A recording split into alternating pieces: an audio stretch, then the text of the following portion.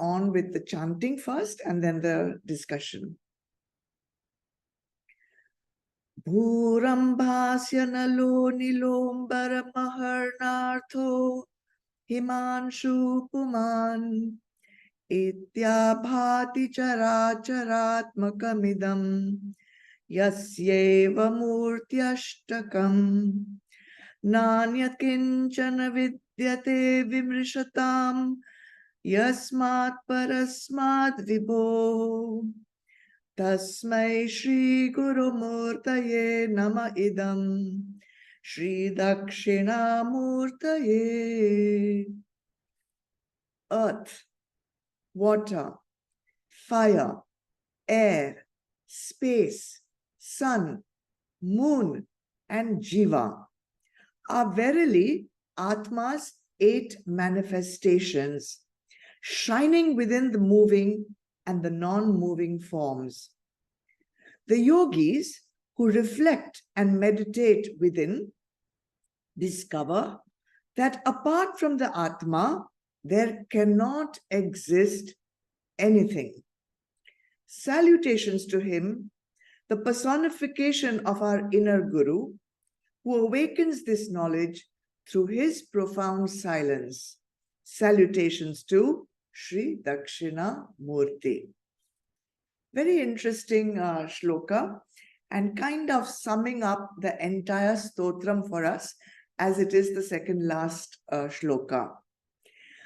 See, in Sanatan Dharma, there are 6 darshans, or you can say Shad Darshan, which are schools of philosophies. So there are 6 schools of philosophy in Sanatan Dharma, and they are based on the Vedas.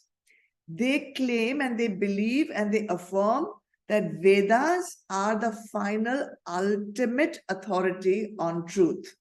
So all these 6 darshans may be different in different ways, but they still keep the Vedas as their final ultimate truth. So each of these systems has a sutrakar. Sutrakar means one rishi who systematized the doctrine, who made the clear teachings of each of the schools of philosophy and put them into short sutras. So just as a little bit of information, let me tell you what these 6 darshans are. What are these 6 schools of philosophy and who are the sutrakars of these philosophies? The first one is called Nyas. Nyas was founded by Gautam Rishi. Then there's Vaisashika, who was founded by Kannada Rishi.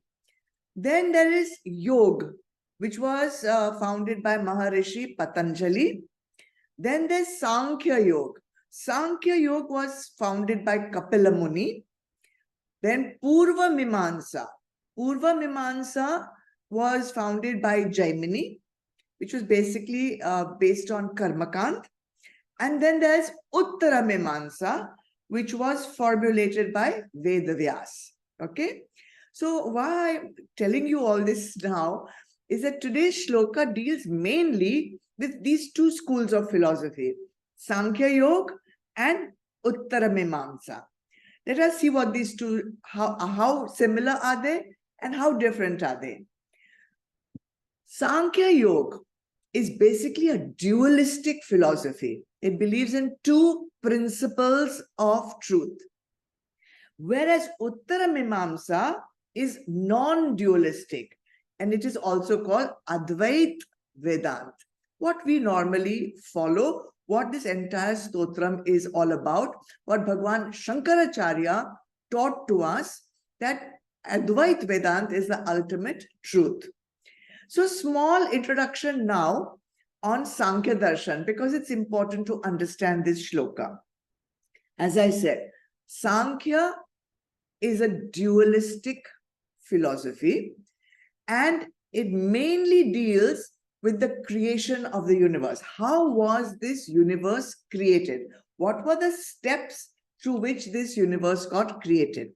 So it believes that whatever we perceive in the world is made up of 2 entities, 2 elements, 2 truths. One is called Purush and one is called Prakriti. Purush is that eternal spirit, soul. And Prakriti is nature or matter. Okay? Prakriti, Purush. Purush has no qualities. And it is the witness of Prakriti. Prakriti is composed of 3 gunas. Sattva, Rajas, Tamas. You know all these things, right? Sattva is basically steadiness, stability. Rajas is activity, movement. And Tamas is dullness, inertia, non-movement. So what Sankhya Yoga believes, up to here, it seems like Sankhya and Advait Vedanta are more or less following the same principles. But here, slightly change happens now. According to Sankhya Darshan, before any creation happened, like in Pralay, so Purush and Prakriti remain in an unmanifested state. You do not see anything. There is nothing happening. Unmanifest is also called avyakta, unmanifest. Okay. Now, in that avyakta, unmanifest state, the 3 gunas, sattva, rajas, and tamas, they are in equilibrium. They are inactive. They are dormant. And at this stage, these 3 gunas are called Mula Prakriti. Mula Prakriti. Mula is root. From there, that's the root of the 3 gunas. Now, at one stage, these 3 gunas get disturbed. And when they get disturbed, the process of creation begins. What happens? There's a potential energy of Purush. And there's a creative will of Prakriti. So the potential energy of Purush unites with the creative will of Prakriti, and suddenly the unmanifest becomes manifest. The avyakta becomes vyakta. Non-material becomes material. And this happens in a series of successive steps, not just suddenly, but over a period of time. We don't know how much time, but it happens step by step. Let us see what these steps are. It's also important to have an idea of different darshans. Then you will be able to appreciate Advait Vedanta more better. Now the 3 gunas have started their play. Let us say Rajas. Rajas is what? Action, activity, movement. So Rajas moves its active vital force and it moves towards Sattva. And when it moves towards Sattva, what gets created is the organic universe, the world of sensory perceptions. Let's understand this word, organic universe, what it means. We will come to it in a moment. So Rajas has moved to Sattva and the organic universe has got created. Then Rajas not happy, not enough. So Rajas now moves towards Tamas. And when it moves towards Tamas, it creates the inorganic universe. So one is an organic universe and one is an inorganic universe. Now, what is the organic universe, which is mostly Sattva? What does it comprise of? 5 Gyanendriyas, 5 faculties of perception, sense organs, but not the organ, the faculty. Then the 5 Karma Indriyas, or the 5 faculties of action, and mind. This is mainly made up of Sattva, and it makes up the organic universe when Rajas has moved towards Sattva. When Rajas has moved towards Tamas, the inorganic universe got created. And then what got created? The 5 Panchabhut, the 5 grand elements. What are they, you know? Space, air, fire, water, earth. These got created, and along with these Panchabhut, their Panch Vishais got created, the objects which correspond to the Panchabhuta. Shabda, Sparsha, Rupa, Rasa, Gandha. Understood? Sound, touch, form, taste, and smell. All the objects in the universe fit into these 5 categories, and they are called Vishay. So, with the tamasic element of Rajas combining together, the Vishais and the Panchbhut got created. And when Rajas combined with Sattva, the organic universe of the Gyan Indriya, Karma Indriya, and Mana got created. In space, there is mainly Sattva. In air, because air moves, space doesn't move, right? So mainly Sattva, stable, steady. Air moves, so it has a little bit of Rajas and a little bit of Sattva also. Fire, a lot of movement in fire. When you have a Havan, you see that, how it springs up. So there's an intense Rajas and a little bit of Sattva. Then comes water. Water flows, right? So, but water flows, because it flows, there is Rajas. But it also seeks its own level. That makes it a little bit of tamas. And because it's clear and transparent and pure, it has also some sattva in it. And earth, mainly tamas. So that is how the gradation of the different gunas are there in all the 5 elements. But be clear, in all the Panchbhuta, all the 3 gunas are present. In everything, all 3 gunas are present, but in different varying proportions. This is Sankhya Darshan up to here. Now let's see how Advait Vedant matches with this, and what is Bhagwan Shankaracharya trying to tell us through this shloka with this background in mind. So here, Bhagwan says clearly in this shloka that this entire manifested world with all this organic, inorganic universe, Panchabhut, Vishay, this, that, and the other, is basically made up of 8 components. And all these 8 components are fully pervaded by Brahma.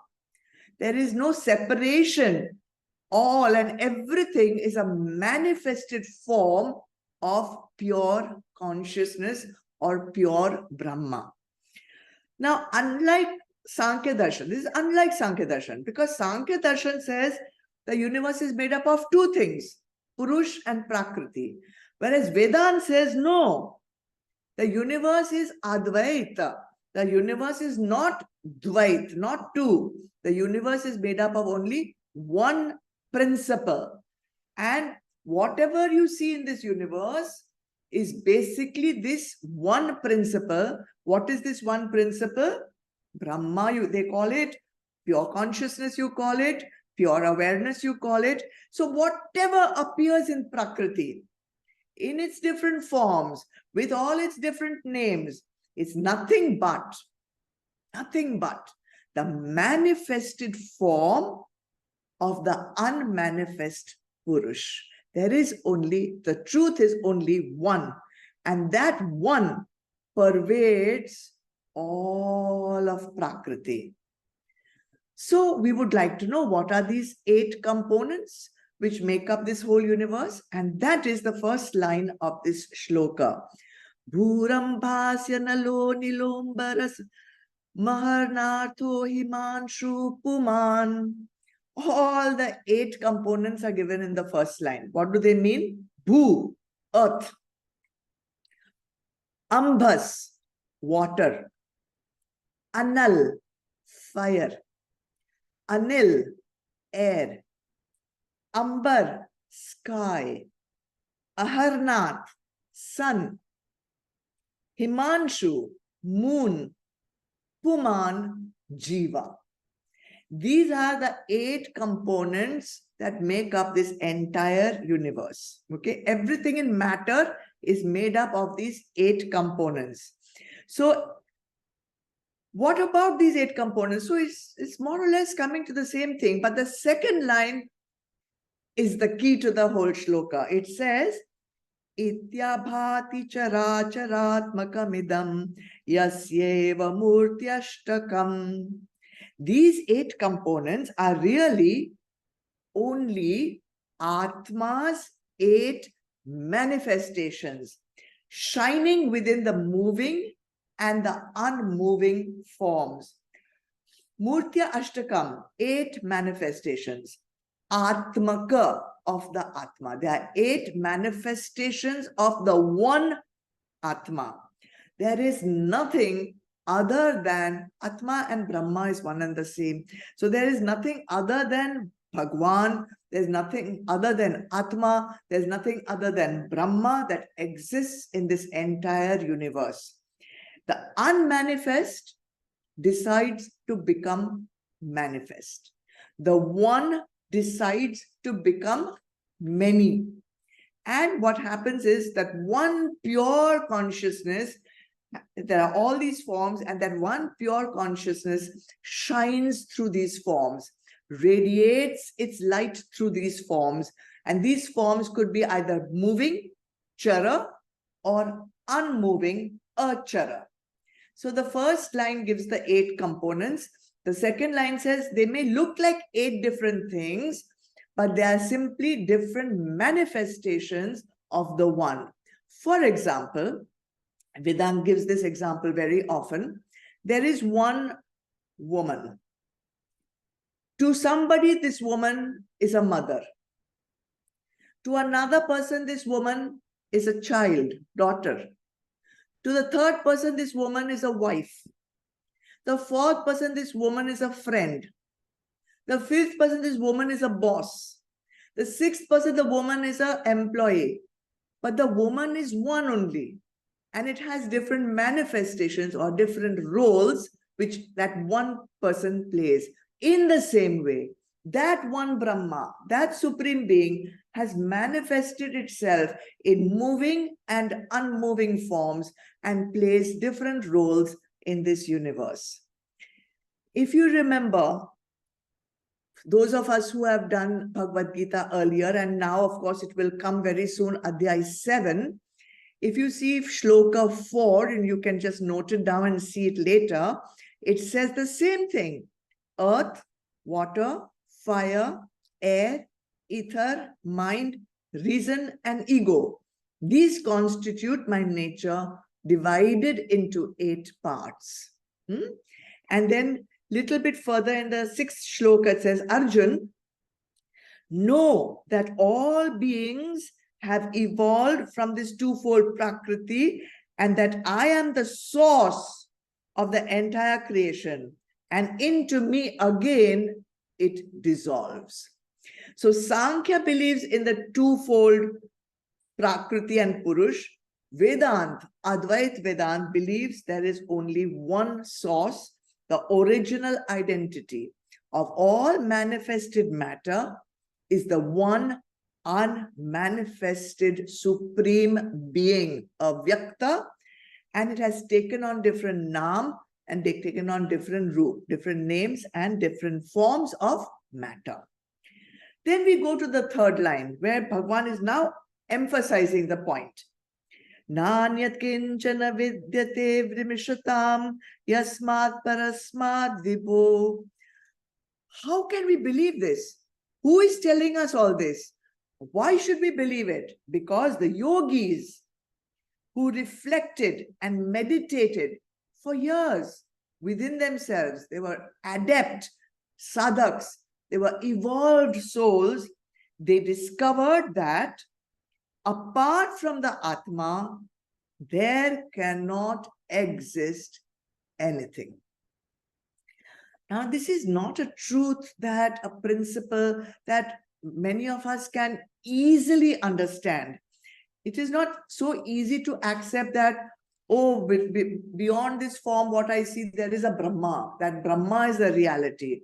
But the rishis, the yogis, who had purified their antakaran to such an extent that the truth was revealed to them from within themselves through the cleanliness and the purity of their antakaran. And when they meditated on that, they actually experienced this truth, that Brahma is the essence from which everything originates, and it is the only truth, Sat, that always exists. And as we have seen earlier, in all three states of consciousness, in all ages, in all forms, at every single time, everything else is temporary. Only Atma is eternal, and therefore it is beyond all manifested forms. So whatever we can perceive, whatever is tangible, whatever is manifest, has originated from the source, Brahma. It will dissolve back into the source, same source, Brahma, and it is nothing different from that source, Brahma, even now, while it is in its manifested form. So it's the pure consciousness that enlivens everything, and just have to get that one principle: there is only Brahma. Nothing except Brahma exists. Sarvam Khilvidam Brahma. In the same Adhyay, it goes on, Shlok 7. See, I love it how Bhagavad Gita and all the stotrams that we are doing, the same truth is being given to us in different forms. If you see Shlok 7 of Adhyay 7, it says, there is nothing else besides me, Arjun. Like clusters of yarn beads formed by knots on a thread, all this is threaded on me. Each bead may be different. Each bead has a form slightly different from the other. It has a name. It may be bigger, smaller, lighter colored, darker colored, fatter, thinner. But all of them are threaded together. What holds all this together is the thread which runs through all of them and makes this entire mala one. So many beads becomes one mala. So many manifested forms becomes one supreme truth. There is nothing else besides that. And we say that because that, meaning Brahma, is unqualifiable. Tasmai Shri Guru Murtaye Nama Idam Shri Dakshinamurtaye. I bow down. And in this shlok, Bhagwan Shankaracharya is bowing down to Brahma. He's bowing down to Brahma, which is the true nature of everything in the universe. He's bowing down to Brahma, which is the true nature of Shri Dakshinamurti. He's bowing down to Brahma, which is the true nature of my Sadguru. And my Sadguru is imparting this knowledge to me. I bow down to that Sadguru who's imparting this knowledge to me, who's explaining this, who's taking me out of my delusion, ignorance, moha. And I bow down to the true nature of my inner Guru. I bow down to my own Atma, which will reveal itself to me. Because this truth will not come through the Guru. This truth will not come through the book. This truth will not come through a video. This truth will not come in a pravachan. This truth will come to you when you are fully absorbed in your own inner self. And this own inner self will become your own inner Guru that will reveal itself to you in Mauna Vyakyam, in silence. Because this truth cannot be put into words. To that, I bow down. I bow down in gratitude. I bow down in Samarpan Bhav. This is a beautiful Adhyay 7. And if you have the time and the inclination, do read it a little bit, starting from the, let's say you read up to the 14th shloka, and you'll see how Bhagwan is present in every single thing. And so it's so poetically, lyrically explained to us that I really love those shlokas. Adhyay 7 is really one of our favorite chapters to study, and we will be going to it soon. Babu, what are you going to take home from this shloka? Because there's something you should take home from every shloka. Very basic. Try to deepen your vision. We see only name and form. So try to deepen your vision using your organic universe faculties of perception. Go beyond name, go beyond form, go deeper. First, you go deeper within your own self. And when you'll be able to go deeper within your own self, you will be able to go deeper within everyone else also. And then you will realize we are all one and the same. We are all just pure consciousness. This is the truth. We have to understand, and then we have to realize it through aparoksh anubhuti. And that is basically what Shankaracharya is trying to tell us through this beautiful stotram, Shri Dakshinamurti. Next Thursday, we will do the last shloka, the 10th one, and then something else after that. Okay?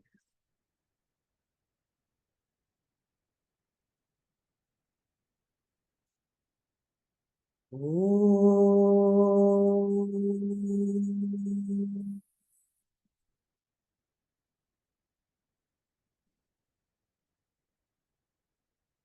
Om.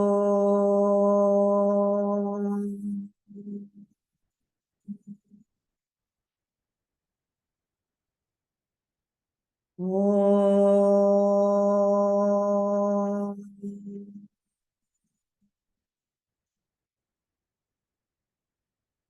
Asatoma Satgamaya Tamasoma Jyotirgamaya Mrityurma Amritam Gamaya.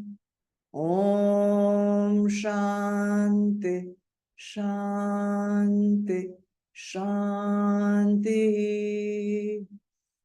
Om Purnamada Purnamidam Purnat Purnamudachyate Purnasya Purnamadaya Purnameva Vashishyate. Om Shanti Shanti Shanti. Hari Om.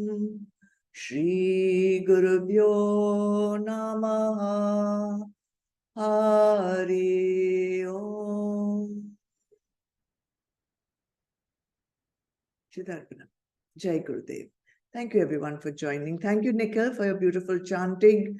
Thank you, Zoom team. Thank you everyone over here. Do remember to join us for Bhakti tomorrow. It's a Diwali special.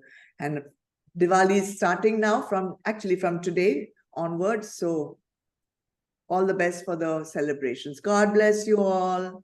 Have a good evening. Thank you, Amma. Thank you. Thank you, Nikhil. God bless. Thank you.